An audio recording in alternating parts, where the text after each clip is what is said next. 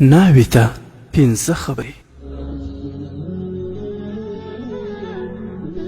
ځوان چې کله واده وکړ نو په لومړۍ شپه یې خپلې مېرمنې ته داسې نصیحتونه وکړل: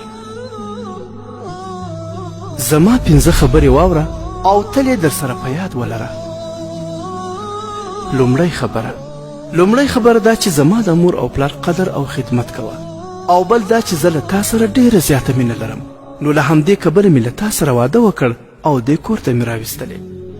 که چیرې ما له تا سره مینه نه درلوده نو هیڅکله مې له تا سره واده نه کوه.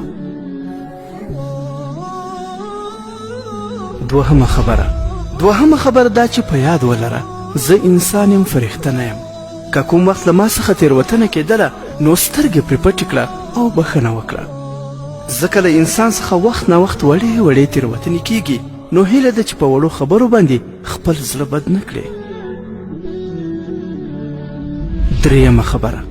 درېیمه خبره دا چې که چیرې زه کوم وخت غصه اوسم نو ما ته د غصې په وخت کې ځوابونه مه راکوه. ځکه که چیرې خاوند غصه اوسي او په دې وخت کې میرمن هم په ځوابونو پیل وکړي نو دا حالت د خاوند او میرمن د اړیکو لپاره ناوړه پایلې لرلی شي. که زه غصه وم نو ته له حوصلې او آرامو مغزو کار واخله. که چیرې ته غصه وې نو بیا به زه له حوصلې کار اخلم. ځکه په یو وخت کې د دواړو له طرفه غصه او ځوابونه ورکول د واده په اړیکه ناوړه پایله شیندلی شي. څلورمه خبره دا چې ما سره د هر ډول راز او نیاز خبرې کولی شي، خو د چا ګیلې، شکونه او شکایتونه مه راته بیانوه. ځکه د میرمن او خاوند ژوند تر ډېره خوږ وي، خو د خوښې خبرې، د اندرور خبرې او د فلانۍ خبرې د دوی په خوږ ژوند کې زهر شیندي. نو د همدې لپاره تر ډېره حده له ګیلو او شکایتونو څخه پرهیز وکړه. پنځمه خبره دا چې زړه یو دی، یا خو په دې کې مینه ځای کیدی شي او یا ممکن نفرت ځای پیدا کړي. په یو وخت کې دا دواړه شیان په زړه کې نشي اوسېدلی.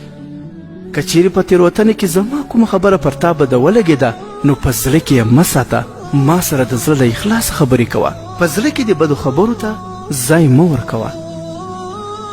ځکه کله چې انسان په زړه کې وړو بدو خبرو او خاطرو ته ځای ورکړي نو یو ورځ هغه انسان د شیطان د وسوسو ښکار شي او په زړه کې د مینې پر ځای نفرتونه ځای پیدا کړي.